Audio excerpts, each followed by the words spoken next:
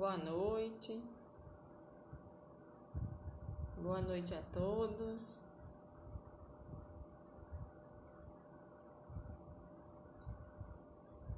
Sejam bem-vindos.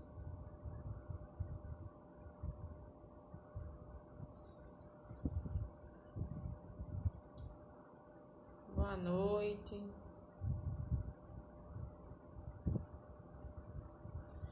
Vamos dar continuidade à nossa leitura bíblica.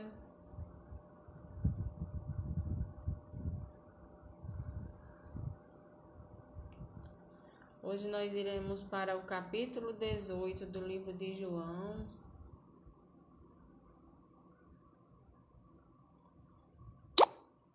Sejam bem-vindos. Todas as noites estamos vindo fazer a leitura de um capítulo da Bíblia com vocês.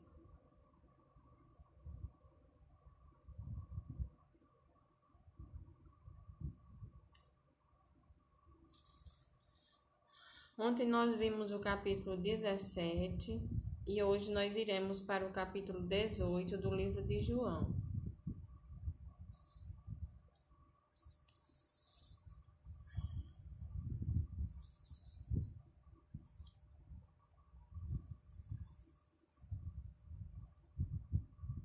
Vamos começar a leitura.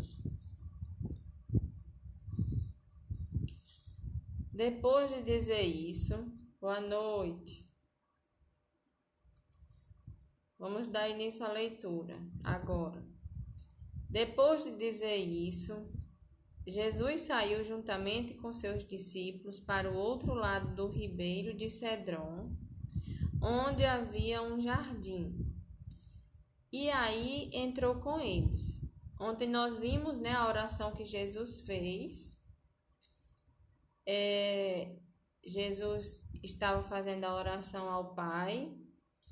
Boa noite. E depois que ele orou, ele saiu com os discípulos para esse jardim. Para o outro lado do ribeiro de Cedron, onde havia um jardim. Boa noite. E aí entrou com eles. Jesus entrou em um jardim com os discípulos. Judas, o traidor, também conhecia aquele lugar, porque Jesus muitas vezes havia se reunido ali com seus discípulos. Nós estamos vendo, agora no finalzinho do livro de João, que Jesus vai começar agora o seu sofrimento, Vai ser acusado, condenado e vai ser crucificado. Então, ontem nós vimos, até ontem Jesus ainda não tinha passado por nenhum sofrimento, Nós vimos ele sendo acusado pelos judeus, mas ele até ontem não tinha sofrido nada ainda. Hoje começa o sofrimento de Jesus, Ontem nós vimos uma oração que Jesus fez ao Pai. E quando ele termina essa oração, ele sai para esse jardim com seus discípulos. Aí Judas, o traidor, também conhecia aquele lugar, porque Jesus muitas vezes havia se reunido ali com seus discípulos. Tendo, pois, Judas recebido a escolta e alguns guardas da parte dos principais sacerdotes e fariseus, chegou a esse lugar com lanternas, tochas e armas. Então Jesus, sabendo de tudo o que ia acontecer com ele, adiantou-se e perguntou-lhe.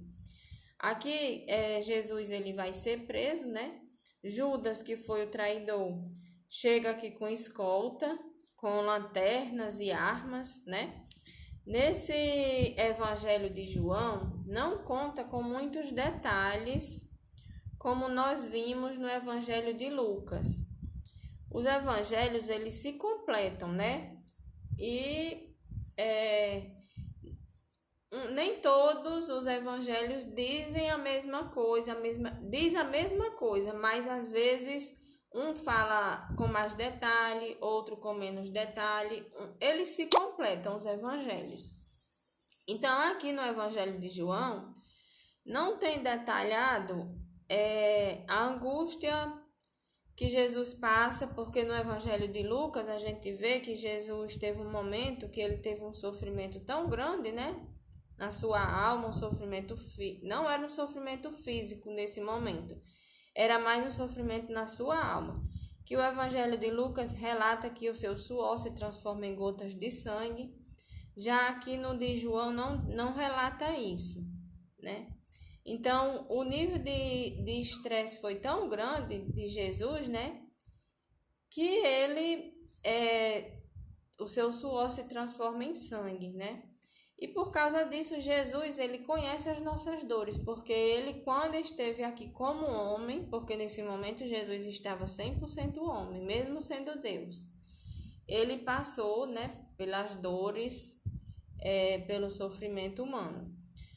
Então, quando chegaram aqui, como se viesse buscar um criminoso perigoso, né, com armas, com tochas, com uma escolta de guardas, vieram pegar Jesus.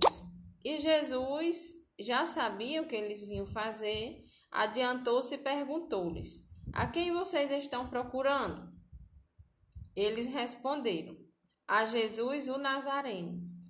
Então Jesus lhe disse: sou eu, né? Jesus ele não precisou que ninguém o perseguisse. Ele mesmo disse: sou eu. Ora, Judas, o traidor, também estava com eles. Quando Jesus lhes disse: sou eu, recuaram e caíram por terra. Jesus de novo lhes perguntou. Aqui, essa questão de recuaram e caíram por terra é como se eles tivessem se admirado, né? Jesus, ele sabia do seu propósito, que ele veio a esse mundo para fazer, para cumprir esse propósito, então ele diz: sou eu. Eles achavam talvez que Jesus fosse se esconder, né? Fosse correr, fosse se esconder, mas Jesus foi dizer: sou eu. Então eles recuaram, caíram por terra, né? Porque eles não esperavam essa atitude de Jesus. Aqui também no Evangelho de João não relata que Judas deu um beijo em Jesus, né? Já nos outros evangelhos relata que Judas veio e beijou no rosto de Jesus, que era para os soldados saberem quem era a pessoa, né? Quem era Jesus. E aqui no Evangelho de João não relata, mas os evangelhos falam a mesma coisa, né? Não tem nenhum certo e nenhum errado, porque a Bíblia toda é a palavra de Deus e a Bíblia toda é correta. A questão é que um relata com mais detalhes e o outro não detalha tanto os acontecimentos, mas eles se completam. Tem coisa aqui no de João que no de Lucas também não é detalhado, e assim um vai completando o outro. Então Jesus pergunta de novo a eles: a quem vocês estão procurando? Responderam: a Jesus o Nazareno. Jesus diz: já lhes falei que sou eu. Se é a mim que vocês estão procurando, deixem que estes vão embora, né? Que na questão os discípulos, porque os discípulos não eram para ser pego, né? Aqui quem iria pagar pelos nossos pecados era Jesus. Então ele disse que deixe eles irem embora. Ele disse isso para se cumprir a palavra que tinha dito anteriormente: não perdi nenhum dos que me deste. Nós vimos ontem na oração que Jesus fez, que ele diz, no momento que está orando ao Pai, ele diz, pede ao Senhor para não perder nenhum dos que tinham dado, dos que Deus tinha dado para ele, né? E aqui no caso ele diz isso aqui, que ele está se entregando e deixa os outros irem embora para se cumprir a palavra que ele tinha dito: não perdi nenhum dos que me deste. Então Simão Pedro puxou da espada que trazia e feriu o servo do sumo sacerdote, cortando-lhe a orelha direita, e o nome do servo era Malco. Mas Jesus disse a Pedro: guarde a espada da bainha, por acaso não beberei o cálice que o Pai me deu? Aqui Jesus repreende Pedro, porque Pedro tem essa atitude, né? porque Pedro sempre Pedro ele era assim, ele era na nossa linguagem era afoito, né? Fazia as coisas sem pensar. Então Pedro teve essa atitude e Jesus repreende Pedro e diz: guarde a bainha, por acaso não beberei o cálice que o Pai me deu? O que ele quer dizer isso? Com aquela atitude de Pedro, ele não iria cumprir o propósito dele aqui, né? E ele veio para isso. Então não tinha necessidade de Pedro ferir ninguém, porque Jesus estava sendo preso, mas não era por acaso que nada estava acontecendo. Jesus não foi pego de surpresa. Ele veio para isso e desde o primeiro momento ele sabia tudo que ia acontecer com ele, né? Jesus, ele nada o pegou sem ele saber. Ele já veio com esse propósito. Assim, a escolta, o comandante e os guardas dos judeus prenderam Jesus e o amarraram. Então, o levaram primeiramente a Anás, sogro de Caifás, sumo sacerdote daquele ano. Ora, Caifás era quem havia declarado aos judeus ser conveniente morrer um homem pelo povo. Aqui nós vimos em um dos capítulos passados que Caifás tinha dito isso, que era conveniente que um homem morresse pelo povo. Nós vimos em um dos capítulos das leituras anteriores. Simão Pedro e outro discípulo seguiam Jesus. Esse discípulo era conhecido do sumo sacerdote, por isso conseguiu entrar no pátio da casa deste com Jesus. Simão Pedro e outro discípulo seguia Jesus, escondido à distância. E esse outro discípulo, ele tinha conhecidos do sumo sacerdote que deixou eles entrarem no pátio para onde estavam levando Jesus, que levaram Jesus preso, né? Preso e amarrado. Pedro, porém, ficou de fora, junto à porta. O outro discípulo, que era conhecido do sumo sacerdote, saiu, falou com a encarregada da porta e levou Pedro para dentro, né? É como se foi os dois discípulos, aí Pedro ficou fora, o outro que era conhecido um pouco do sumo sacerdote foi pedir para Pedro entrar. Aí Pedro entra. Isso tudo à distância de Jesus, e Jesus estava sendo levado, amarrado, né?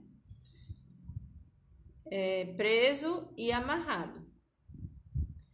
Então, a empregada, o outro discípulo que era conhecido do sumo sacerdote saiu, falou com a encarregada na porta e levou Pedro para dentro. Então, a empregada, encarregada da porta, perguntou a Pedro: você também não é um dos discípulos deste homem? Ele respondeu: não, não sou. Nós iremos ver aqui, né, que Pedro nega Jesus. Nós vimos no capítulo passado, não foi no de ontem, no 17, foi no de 16, que Jesus disse a Pedro, Pedro disse que dava vida por Jesus. E Jesus disse a Pedro que ele iria negá-lo 3 vezes antes do galo cantar. E Pedro disse que não, né, que dava sua vida por ele. E nós estamos vendo aqui que Pedro nega Jesus. Ele nega a primeira vez aqui por medo, por desespero, né? Para os discípulos eles não eram pessoas diferentes de nós. Eles eram seres humanos igual a nós. E para os discípulos aqui, o que estava acontecendo com Jesus, né? Não fazia sentido para eles. Por quê? Porque eles criam que Jesus era o Messias, era o Salvador, né? O rei de Israel. Aí, para a população, tanto judeus como discípulos, o rei vinha reinar Roma, né? Tirá-los daquela escravidão, daquele sofrimento que os romanos faziam com os judeus. E Jesus ele não veio para reinar Império Romano, pelo menos nessa primeira vinda de Jesus não foi para isso. Nessa primeira vinda, ele veio reinar em nossos corações, ele veio pagar pelos nossos pecados sem ter pecado nenhum. E os discípulos aqui eram pessoas igual a nós. Como a gente já comentou em alguns capítulos, eles criam em Jesus, mas eles não tinham se convertido ainda verdadeiramente. Ele só se converte verdadeiramente e dá até sua vida por Jesus, como nós vemos que alguns discípulos, como Pedro, Paulo, né, que depois se converte, eles morrem pelo Evangelho, morrem por Cristo. Mas aqui, nesse momento, eles ainda não tinham condição nem capacidade de dar sua vida por Jesus. Então, Pedro, por medo, né, por desespero, nega Jesus 3 vezes, assim como Jesus falou. Então, ele diz, não sou. Os servos e os guardas estavam ali, tendo acendido uma fogueira por causa do frio, e se aqueciam. Pedro estava no meio deles, aquecendo-se também. Então, aqui Pedro nega a primeira vez. Aí, enquanto isso, Pedro está lá no meio deles se aquecendo. Então, o sumo sacerdote interrogou Jesus a respeito de seus discípulos e da sua doutrina. Jesus lhe respondeu: eu tenho falado francamente ao mundo. Sempre ensinei tanto nas sinagogas como no templo, onde todos os judeus se reuniam, e não disse nada em segredo. Porque o Senhor está perguntando para mim? Pergunte aos que ouviram o que lhes falei. Eles sabem muito bem o que eu disse. Porque aqui o sumo sacerdote está perguntando a Jesus, interrogando, né, sobre sua doutrina. E Jesus responde que tudo que ele ensinou, tudo que ele disse publicamente no templo. Então, eles poderiam perguntar quem tinha ouvido, né? Aí, quando Jesus disse isso, um dos guardas que estava ali deu-lhe uma bofetada, dizendo: é assim que você fala com o sumo sacerdote? E Jesus respondeu: se falei mal, dê testemunho do mal. Mas se falei bem, por que você está me batendo? Porque Jesus aqui, ele não disse nada de errado, né?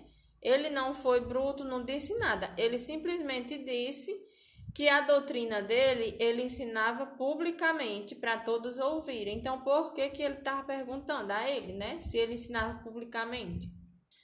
E leva uma bofetada. Então Anás o enviou amarrado à presença de Caifás, o sumo sacerdote. Então daqui de Anás mandaram para Caifás. Enquanto isso, Simão Pedro estava em pé, aquecendo-se. Então lhe perguntaram: você também não é um dos discípulos dele? Ele negou e disse: não sou. Um dos servos do sumo sacerdote, parente daquele a quem Pedro tinha decepado a orelha, aquele que Pedro cortou a orelha quando foi pegar Jesus, perguntou: não é verdade que eu vi você no jardim com ele? De novo, Pedro negou. E no mesmo instante o galo cantou, né? Aí nesse momento aqui, Pedro chora, né? Pedro se lembra do que Jesus disse, que antes que o galo cantasse, Pedro negaria ele 3 vezes. Nesse momento vem aquele arrependimento, se lembrando das palavras de Jesus, e chora.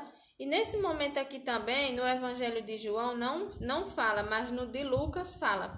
Nesse momento que o galo canta, Jesus olha para Pedro, olha para ele, e é nessa hora que Pedro baixa a cabeça e vai chorar, né? Sai dali chorando.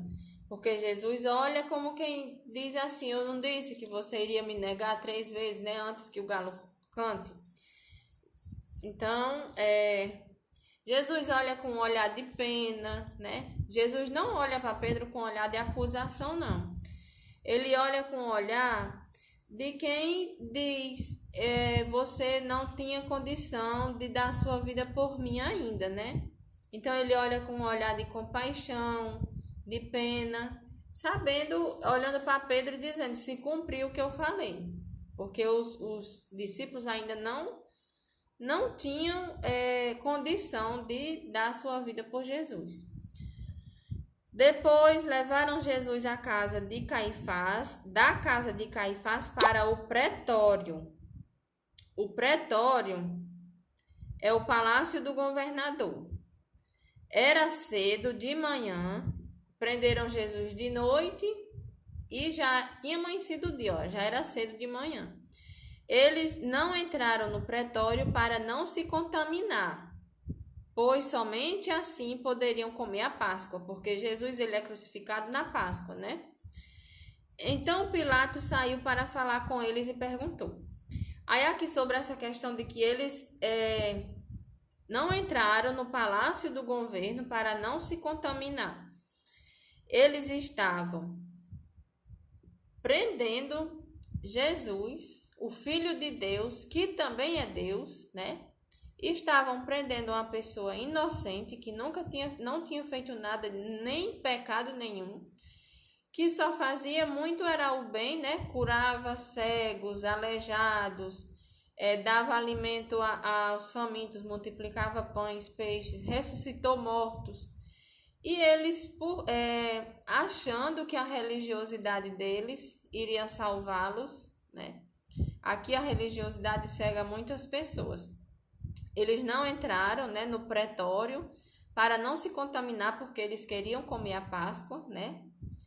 Mas estavam crucificando o Filho de Deus, que também é Deus, que é Jesus Cristo, né? Então eles estavam se contaminando de uma forma absurda, mas para eles estavam fazendo o certo, né? Que acusação vocês trazem contra esse homem? Pilatos diz, né? Eles responderam: se este não fosse malfeitor, não o teríamos entregue ao Senhor. Então Pilatos diz: leve-no daqui e julguem-no segundo a lei de vocês. Pilatos não queria nem se envolver. Aí ao que os judeus responderam: não nos é lícito matar ninguém. Isso aconteceu para que se cumprisse a palavra de Jesus, significando com que tipo de morte estava para morrer. Pilatos entrou novamente no pretório, chamou Jesus e lhe disse: você é o rei dos judeus? Jesus respondeu: esta pergunta vem do Senhor mesmo ou foram outros que lhes falaram ao meu respeito? Pilatos respondeu: por acaso sou judeu? A sua própria gente e os principais sacerdotes é que o entregaram a mim. Que foi que você fez? Jesus responde: o meu reino não é deste mundo. Se o meu reino fosse deste mundo, os meus ministros se empenhariam por mim, para que eu não fosse entregue aos judeus. Mas agora o meu reino não é daqui. Como eu acabei de falar, nessa primeira vinda de Jesus, ele não veio reinar aqui na terra, né? Ele veio reinar em nossos corações, em nossa vida. Ele veio pagar pelos nossos pecados sem ter pecado nenhum. Mas ele virá, a segunda vinda dele virá para reinar no mundo, né? Então, ele diz aqui que o meu reino não é deste mundo. Se fosse deste mundo, os meus ministros se empenhariam por mim para que eu não fosse entregue aos judeus. Mas agora, nessa primeira vinda, o meu reino não é daqui, né? Deixa eu ler aqui o comentário de Bruno. Fico imaginando qual foi a reação destes quando descobriram que ele era de fato Jesus Cristo, Filho de Deus. É verdade. Eu acho que mesmo depois, esses religiosos aqui, muitos deles, mesmo depois de Jesus ter sido crucificado e ressuscitado, ainda não creram em Jesus, né? Porque muitos deles nem creram que Jesus ressuscitaram. Mas outros, sim, se converteram, né? Se arrependeram dos seus pecados e se converteram. Então, depois que Jesus disse isso, Pilatos perguntou: então você é rei? Jesus respondeu: o Senhor está dizendo que sou rei. Eu para isso nasci e para isso vim ao mundo, a fim de dar testemunho da verdade. Todo aquele que é da verdade ouve a minha voz. Pilatos perguntou: o que é a verdade? Depois de dizer isso, Pilatos voltou aos judeus e lhe disse: eu não acho nele crime algum, mas é costume entre vocês que eu solte alguém por ocasião da Páscoa. Vocês querem que eu lhes solte o rei dos judeus? Então todos gritaram novamente: não este, mas Barrabás. Ora, Barrabás era salteador. Então, aqui nós vemos o quê? Jesus, Pilatos pergunta nesse finalzinho o que é a verdade, porque Jesus diz: todo aquele que é da verdade ouve a minha voz. Aí Pilatos pergunta o que é a verdade. A verdade é Cristo. Cristo é a verdade, né? Então, Jesus Cristo, nós vemos aqui que ele, sendo Deus, deixou a sua glória, né? Deixou o seu trono, deixou o seu reino, veio para este mundo como 100% homem, 100% Deus, mas na hora do sofrimento, na hora de passar por tudo isso, ele não fazia uso do seu poder divino. Ele estava como um homem, sentindo as dores, sentindo as angústias, sentindo todo o sofrimento que um ser humano passa. E por isso, ele entende nossas dores quando estamos sofrendo, estamos precisando de algo, né? Estamos angustiados. Jesus entende nossas dores como ninguém, porque ele passou por dores quando esteve aqui na terra, né? E nós vimos aqui, nós estamos começando hoje a injustiça que fizeram com Jesus, né? Que Jesus nada cometeu de crime nenhum e está sendo acusado aqui, vai ser espancado, vai ser morto, né? Uma morte humilhante, que é a morte de cruz. E tudo isso por amor a nós. Ele deixou seu trono, sua glória e veio aqui fazer tudo isso por amor a nós, para nos dar o direito da vida eterna, né? Da salvação. E nós vamos amanhã dar continuidade aqui a essa leitura, que a partir de agora nós vamos ver muito sofrimento de Jesus, né? O Evangelho de João não narra com muitos detalhes, mas mesmo assim nós podemos sentir um pouco desse sofrimento de Jesus Cristo. Às vezes, quando a gente está lendo, chega a dar-se um pouquinho de indignação na gente, né? De ver essas pessoas acusando Jesus, sem Jesus ter feito nada, e Jesus inocente, porque Jesus ali nesse momento podia se livrar de tudo isso. Ele só precisava de uma palavra, né? Para se livrar de tudo isso, mas aguentou calado todo o sofrimento por nós, né? Por amor a nós.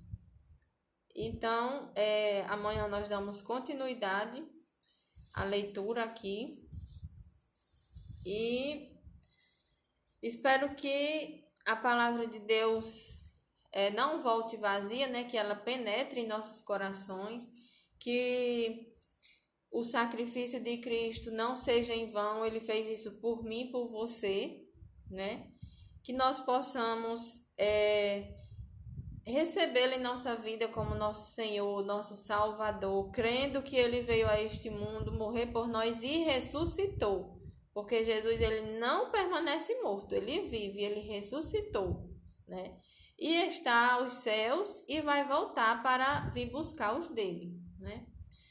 Para vir julgar este mundo e levar os dele para a vida eterna, né? Então, que você possa pensar, né, no sacrifício que Jesus fez por mim e por você, e o que nós podemos fazer, entregar nossa vida a ele, né? Somente isso. Ele não pede nada mais do que isso, a não ser que nós creiamos, né, no seu sacrifício, no seu propósito, na sua vinda aqui na terra, na sua morte, na sua ressurreição. Que ninguém nos amou igual Jesus, né? Porque ele entregou sua vida por nós. Então, que nós possamos pensar, né, no sacrifício de Cristo e que nem, nada paga esse sacrifício que Jesus fez por nós, né? Nada paga. Então, amanhã nós estaremos aqui com o capítulo 19, se Deus quiser. Deixa eu ver quem é que tá aqui hoje. Deixa eu ver aqui.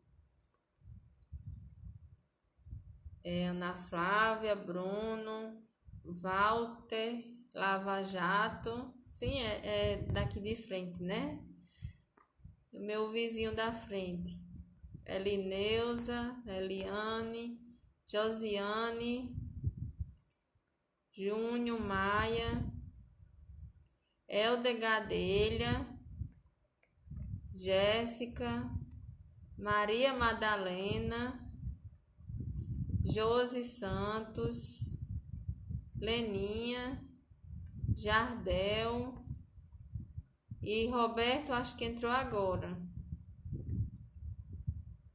Então, boa noite a vocês que estão aqui ouvindo a palavra de Deus. Nós estamos vindo toda noite fazer a leitura de um capítulo da Bíblia às 9 horas da noite e comentando, né, alguns pontos, algumas partes que o Espírito Santo nos toca, nos capacita de falar, porque quem nos capacita para falar sobre a palavra de Deus é o Espírito Santo, né, que habita dentro de nós.